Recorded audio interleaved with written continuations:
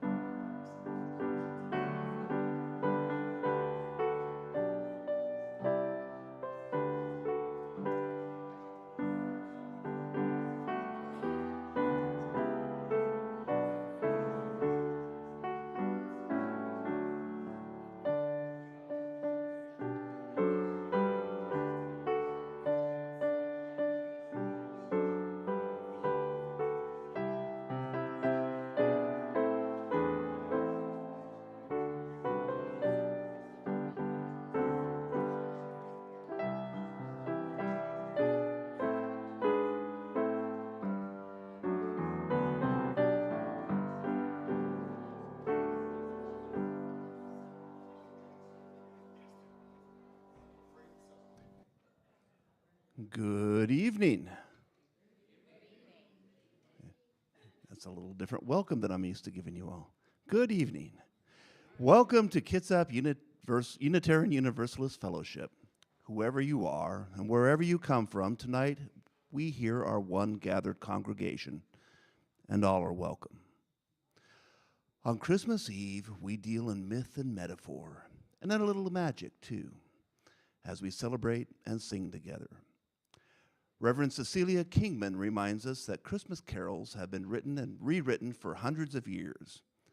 I might know different words than you. I might love the old words, even though I don't completely understand them, or I have a different belief now. It's all welcome here tonight. Please sing whatever lyrics you know or that bring you comfort and joy. Join me now to rise in body and or spirit to join in our musical call to worship, hymn number 235, Deck the Hall, and the Gray Hymnal. And on our screen, led by our choir director, Alina Hemingway, and music coordinator, Brian Kinney.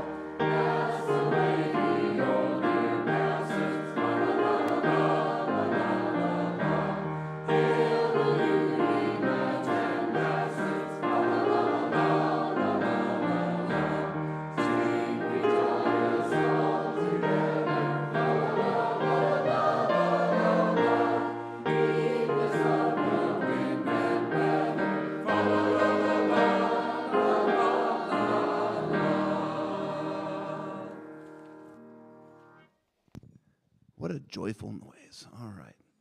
My name is Ed Luby, and I will be your worship leader this evening.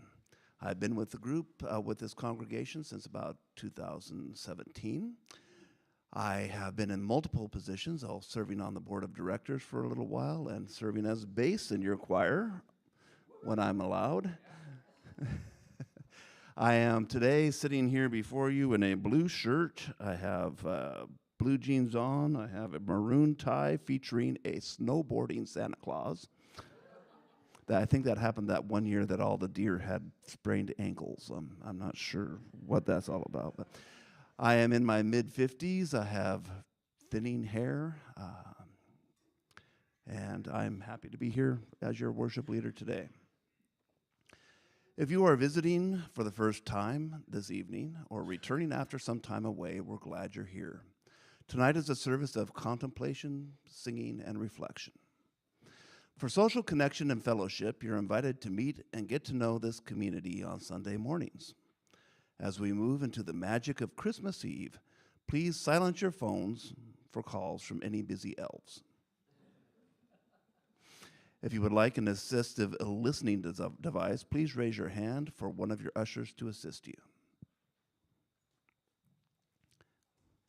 To learn more about this community, please see our weekly email newsletter, The Candle. A sign-up sheet to receive the candle is in the foyer at the greeting table. Now we will have our land acknowledgement. We acknowledge that the land on which we gather is the Aboriginal territory of the Suquamish people. Expert fishermen, canoe builders, and basket weavers, the Suquamish live in harmony with the lands and waterways along Washington's Central Salish Sea, as they have for thousands of years. Here, the Suquamish live and protect the land and waters of their ancestors for future generations, as promised by the Point Elliott Treaty of 1855.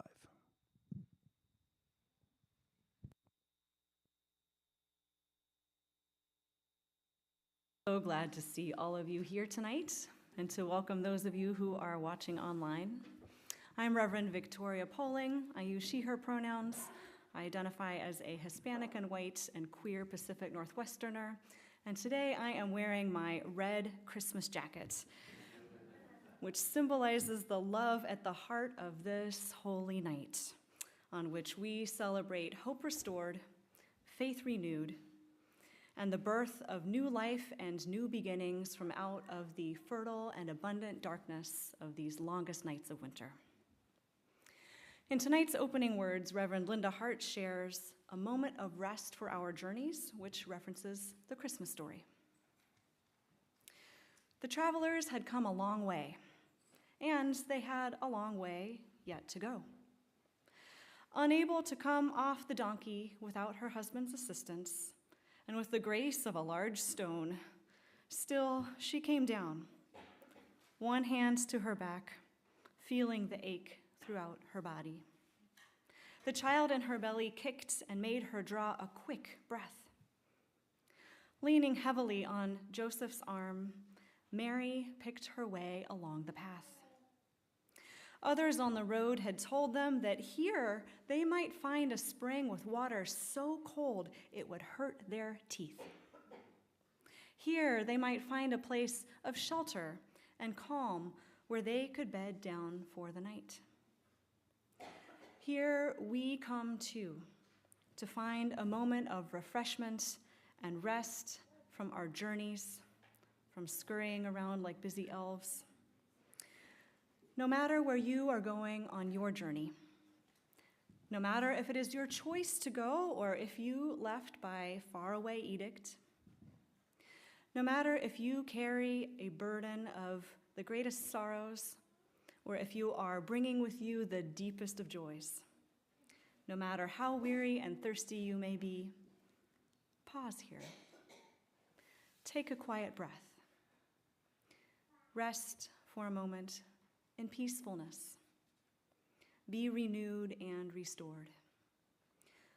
For in a short while, our journeys will continue with its worries and troubles, as well as joys and promises. So until then, let us join together, minds and hearts, in worship.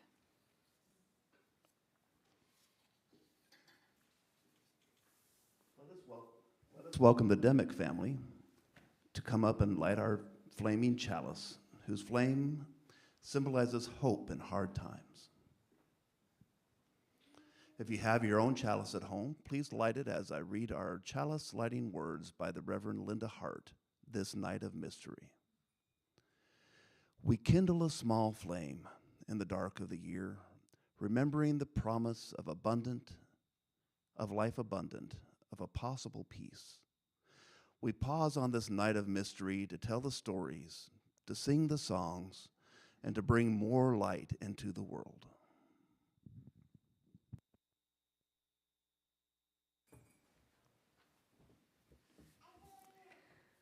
For each of the last 4 Sundays, we've also lit candles on the Advent wreath. Each light was a step into winter, towards the turning of the year, which we have now passed, and the solstice. We're leaning in expectation into all that is being born in us at this holy time of year, when the unknown lies before us, rich with possibility. Tonight we light the Advent candles for the last time this year. We first light the candle of hope for that which is best in us to rise and to enliven our souls and our relationships. The second candle we light for peace, for the courage to soften what is rigid in our hearts, to find that soft spot and to stay with it. We light the third candle in the name of joy. Joy in the shape of gratitude for all that is our life, and joy in expectation of the world that we are building and creating with one another. We light the fourth candle in the name of love as the creating force in all of our lives.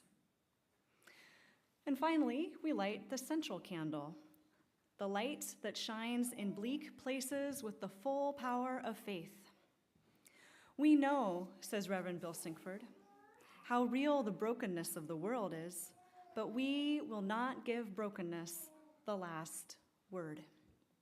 May this light bear our hopes as well as our faith in love, in goodness, in compassion, in justice.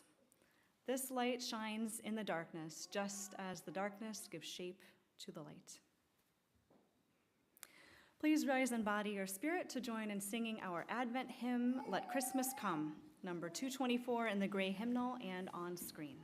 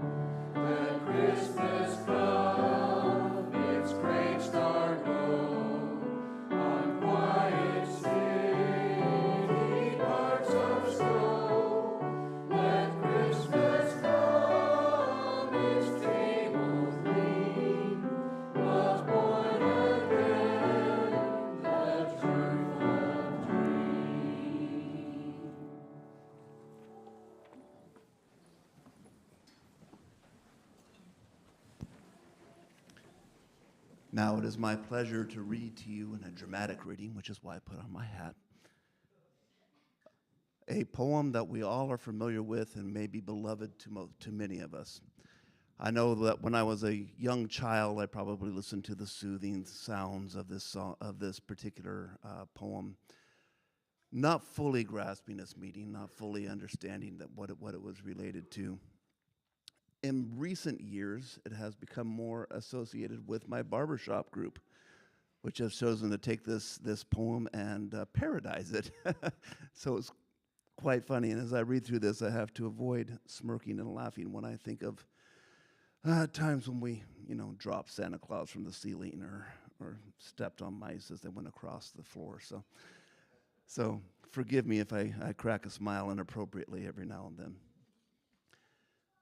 So please join me in a Christmas story of all ages.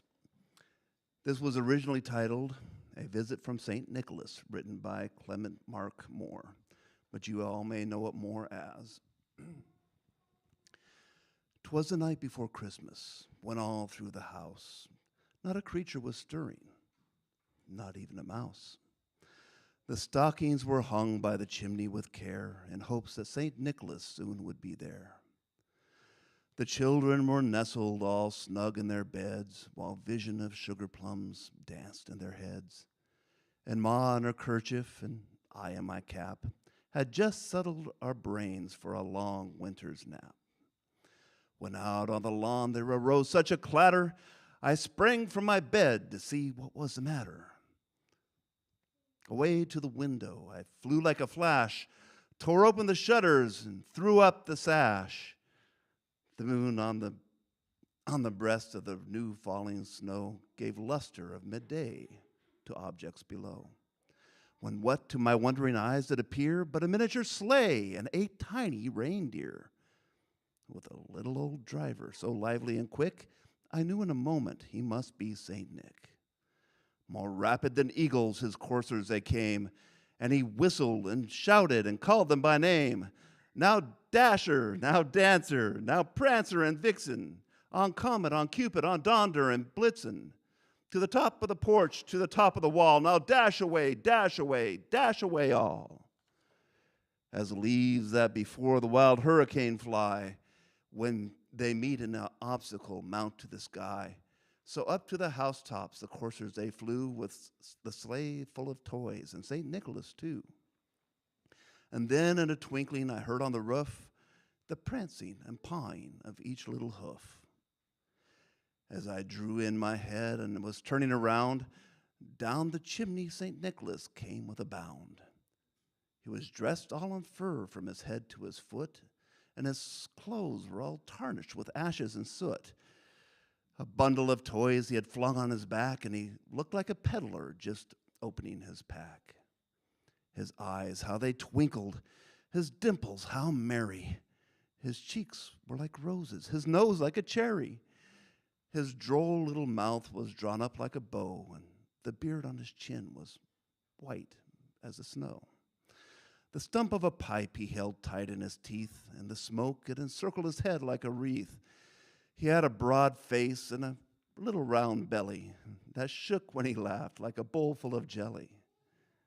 He was chubby and plump, a right jolly old elf, and I laughed when I saw him in spite of myself. A wink of his eye and a twist of his head, soon he gave me to know I had nothing to dread. He spoke not a word, but went straight to his work and filled all the stockings, then turned with a jerk. And laying his finger aside of his nose and giving a nod, up the chimney he rose. He sprang to his sleigh, to his team gave a whistle, and away they all flew like the down of a thistle. But I heard him explain, ere he drove out of sight, "Happy Christmas to all, and to all a good night." Thank you. Let us sing together to welcome St. Nick to KUUF. Please rise and body your spirit for Up on the Housetop.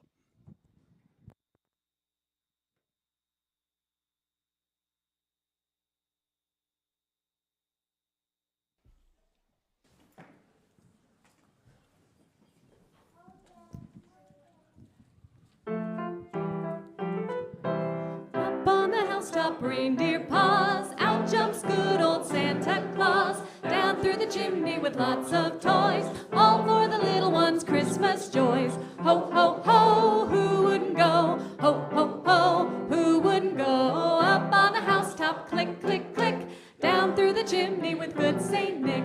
First comes the stocking with little Nell. Oh dear Santa, fill it well. Give her a dolly that laughs and cries, one that will open and shut her eyes. Ho, ho, ho, who wouldn't go? Ho, ho, ho, who wouldn't go? Up on the housetop, click, click, click, down through the chimney with good Saint Nick. Next comes the stocking of little Will. Oh, just see what a glorious fill. Here is a hammer with lots of tacks, also a ball and a whip that cracks. Ho, ho, ho, who wouldn't go? Ho, ho, ho, who wouldn't go? Up on the housetop, click, click, click, down through the chimney with good Saint Nick.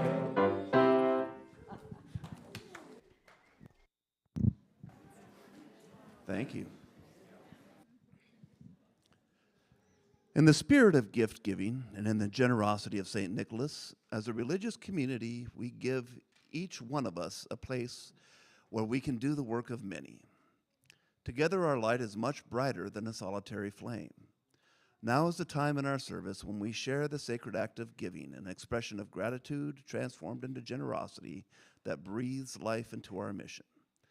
Tonight, in the spirit of love and care towards those among us who are experiencing financial emergencies, we will be receiving a special offering towards the Kitsap UU Fellowship's Ministerial Discretionary Fund. This fund serves as a source of one-time grant support to those in our community who have already sought out community resources and are in need of financial support beyond what is available from other organizations. As we typically invite an offering towards the Ministerial Directionary Fund only once or twice a year, please give generously. Information on how to make your contribution online will be on screen. Our ushers will now move among us with baskets to be collected as the choir sings "Rise Up, Shepherd."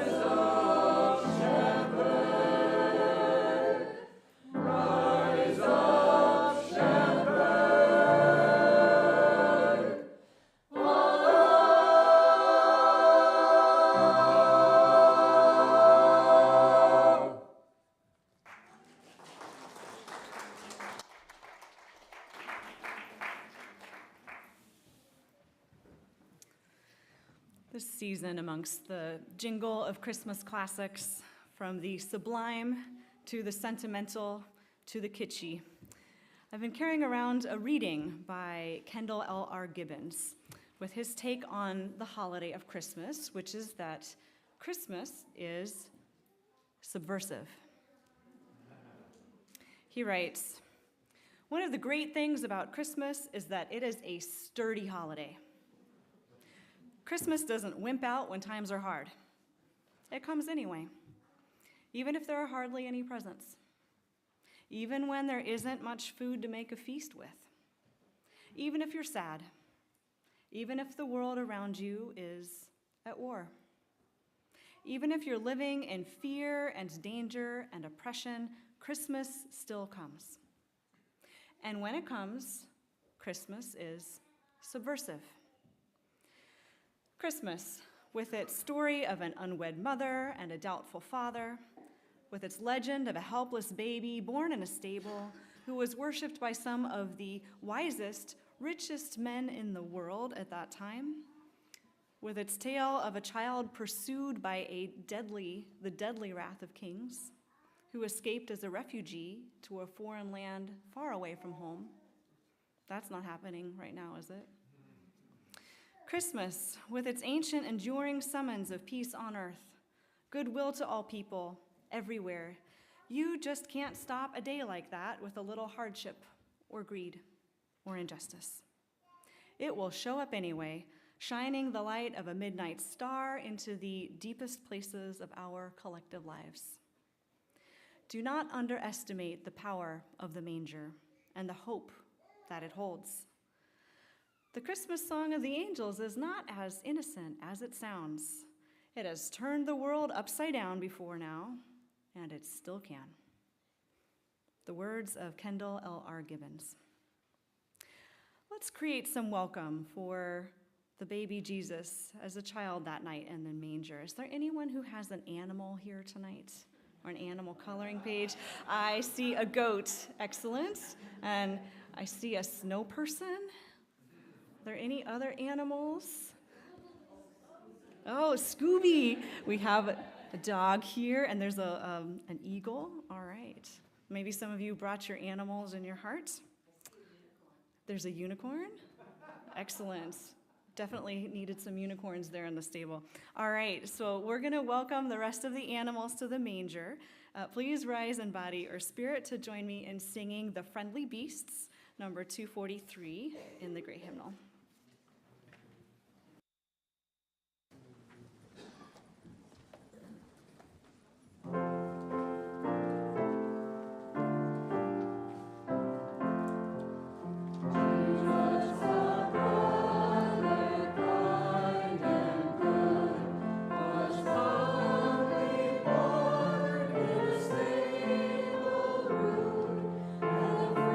Friendly beasts around.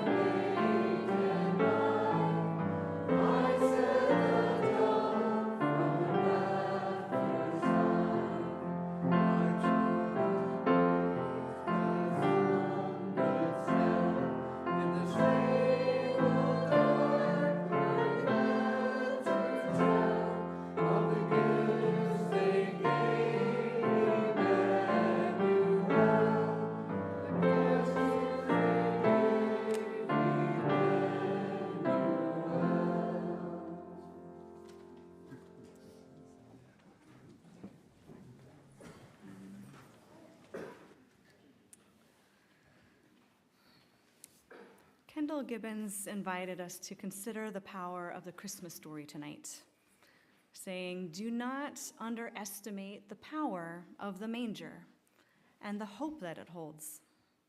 That Christmas song of the angels is not as innocent as it sounds, and it has turned the world upside down before now. So let's take a listen to hear how our world might be turned upside down once more. This is the ancient Christmas story from the Christian scriptures in the book of Luke, chapter 2, verses 1 through 20, as translated into English from the Greek in the scholarly New Revised Standard Version.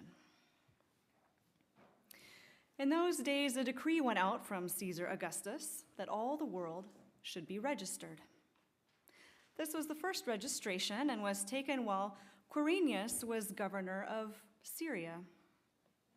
All went to their own hometowns to be registered. Joseph also went out from the town of Nazareth in Galilee to Judea, to the city of David, called Bethlehem, because he was descended from the house and the family of David. He went to be registered with Mary, to whom he was engaged and who was expecting a child. While they were there, the time came for her to deliver her child, and she gave birth to her firstborn son and wrapped him in bands of cloth and laid him in a manger, because there was no place in the guest room. Now in that same region, there were shepherds living in the fields, keeping watch over their flock by night. Then an angel of the Lord stood before them, and the glory of the Lord shone around them, and they were terrified. But the angel said to them, don't be afraid, for you see, I'm bringing you good news of great joy for all the people. To you is born this day in the city of David a Savior, who is the Messiah, the Lord. This will be a sign for you. You will find a child wrapped in bands of cloth and lying in a manger.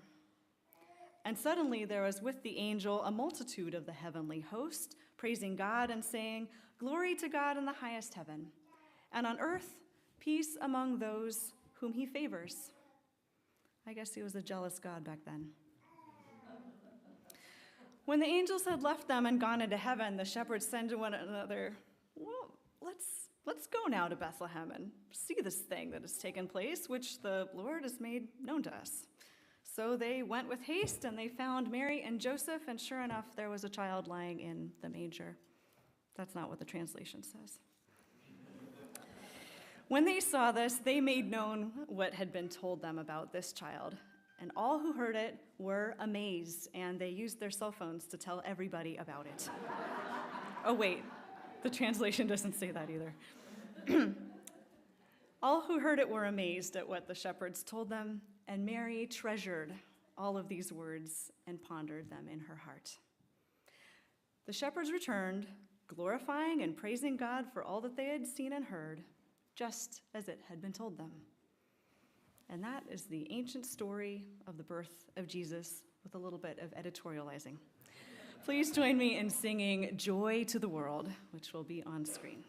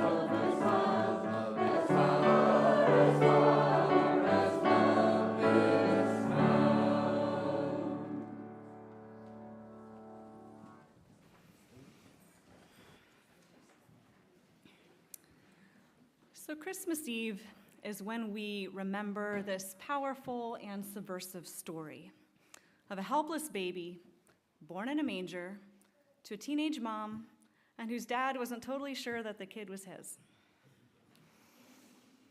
In a country ruled by a king who was controlled by an emperor in another land across the sea, and a child who later escaped as a refugee.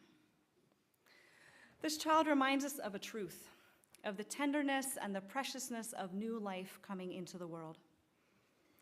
It is said that the birth of Jesus turned the world upside down, and those of you in this room who are parents or guardians surely experienced the arrival or birth of your own children into your household as a turning upside down moment of your life up until that time. Perhaps that's where the phrase having a come to Jesus moment comes from. That moment when you know your life is about to change. Whether or not you identify as Christian, it's in the cultural lexicon, isn't it? Such is the truth-revealing power of an innocent, helpless baby. A mentor of mine, Reverend Bruce Bodie, reflects that there are some truths that are not literal truths. They are truths of the heart. The divine Christ child is such a truth, a spiritual symbol, and not a historical figure. The Christ child has as little to do with the historical person of Jesus of Nazareth as Santa Claus, who we all know climbs down the chimney, has to do with the historical person of St. Nicholas. Truths of the heart and the mind and the imagination are so important that sometimes we try to make them historic and literal and concrete. And we forget that symbols have to do with the deeper, essential truths of our lives. The story of the birth of Jesus is one of those stories that points to essential truths. Literal questions of whether Jesus was really born in a manger, whether there was really a virgin birth, are not really the questions to be asking. It's important to remember this in a time when we deal with so much truthiness and alternative facts and distrust of sources and where our information comes from. Whether they are symbols or historic persons, so many of us love Santa Claus and the Christ child. And this love moves many of us with joy and gratitude into generosity, opening our hearts again and again to give, because that's what Jesus and St. Nicholas did. And isn't that what the Christmas spirit is all about? Living into this open-hearted generosity. Santa Claus and the Christ child represent that truth of the heart to be kind and generous. And the Christ, as a teacher, grew up to become a healer who also represents the truths of fighting back against injustice, to be honest and to care for those who are innocent and who are marginalized and who are oppressed. Over the past 20 centuries, Christ has become a symbol of the ideal human guide to those who have followed the Christian faith. The image of Christ has come to represent whatever culturally Christian people of each era have needed most for inspiration and guidance. And so that's why you may have heard many names for the Christ, such as Rabbi, Son of Humanity, Universal Human, Teacher of Common Sense, Poet of the Spirit, Bridegroom of the Soul, Liberator, Light of the World, and many other names. These idealized images emerge to reconnect the people who experience them with what is most vital in our human relations and in our relation to the web of life of which we are all a part, which nourishes and sustains us. At Christmas time, in the season of the heart, we call then on this image of Christ in the manger as a child, the most tender and vulnerable state of being a human person, utterly dependent on parents, siblings, guardians for care, for milk, for shelter, utterly interdependent with all children, human and other than human, in the world. Those other than human beings, the animals and the birds, the hay and the straw, they were all said to be there to welcome Jesus as a child that night in the manger, innocent, open, and already being hunted by a jealous king who was afraid of a prophecy that he would lose his throne to this baby. I wonder if now, today, in our world, there might be some tyrants who might be afraid of the power of innocence to dethrone them. Because on this Christmas Eve, here we recognize that now as then, people who are unregistered, undocumented, who have traveled far for refuge and for work, for sanctuary, are at risk here in America. At risk from poverty and political persecution based upon their identities.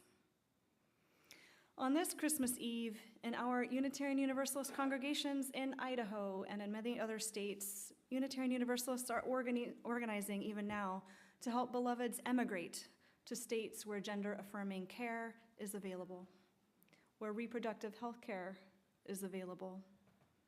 Following a star of hope, people are immigrating here, praying that their lives may be reborn, that opportunities for health care and for work, for shelter and community may be abundant. Following hope for a better life, people are moving across the United States to states like ours, to Washington, where there is health care that affirms their identities. So how are we here at Kitsap UU Fellowship and as residents and visitors to Kitsap County called to create sanctuary in these times? Well, like the Magi who came bearing gifts, many of you have gone into the community this year bearing gifts this winter. Maybe not frankincense and myrrh, but most likely shelf-stable foods for the food bank, and warm clothing and hygiene products for those who are houseless, like Mary, Joseph, and their baby were that night. Some of you come today full of grief and longing for family and friends who won't be coming home for Christmas, who've become ancestors, or have become separated from you by the circumstances of life. And some of you come tonight full of joy and of gratitude for the warmth of community, with hearts full of courage and calm as you look into the faces of people in your care, family, friends, neighbors of all ages, those who share the causes that are important to you. And some of you feel the tenderness of the children in your lives, or the child in your heart, with lives full of magic and mystery and wonder, of animals and wild places, of family and friends. And so tonight, we all come here to reclaim a little bit of that magic, of that innocent child, to affirm the mystery of new beginnings and of life being birthed. May it kindle in each one of us a renewed hope and generosity to extend sanctuary, care, and courage to all those who are in our webs of relations. Because you can make sanctuary for yourself and others. You can take that risk to reach out a hand, to open your heart, to share with others, so that it is not the powers of empire that have the last word. It is love.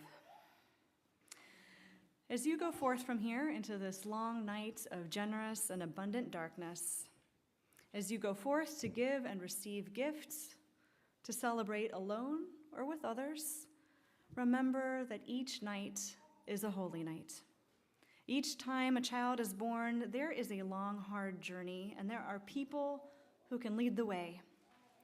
Each family is a holy family, and each child is a holy child. A miracle born this day into a day made holy by our love. Blessed be, and may it be so. Let's share a sign of hope together. Does everyone have a candle? This is your moment to get out your candles. And in a moment, our ushers will bring a flame to light them. And if you're seated on the aisle, please pass your flame to those sitting next to you. We'll also be processing after this ceremony, so if you want to organize your coats and your things, you can do that now. And once everyone has received the flame, our choir will sing Night of Silence and invite us at the end to join in singing the first verse of Silent Night. So would our ushers please come forward to light your candles from the flaming chalice.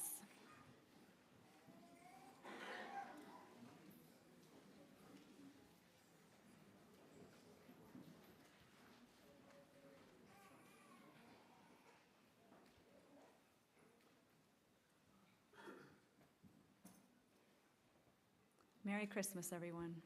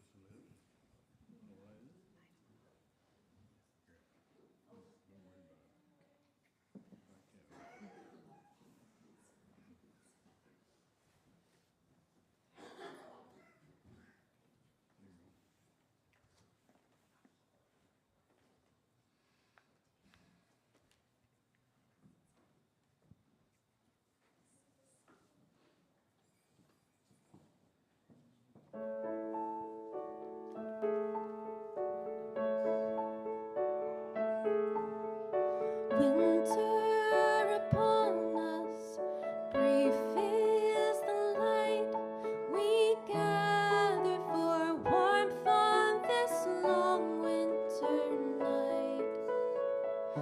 Even as the cold turns breath to crystal, nature spins the wheel towards springtime. Bearer of fire, the spark within. Let your light mingle with mine.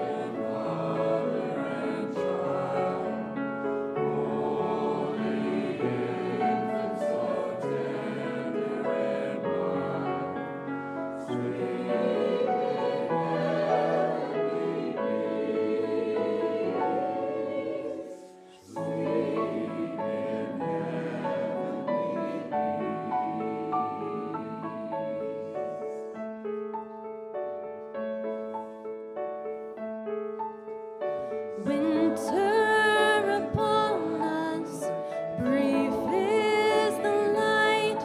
We gather for warmth on this long winter night. Even as the cold turns breath to crystal, nature spins the wheel towards springtime. Bearer of fire, the spark within. Let your light mingle with mine.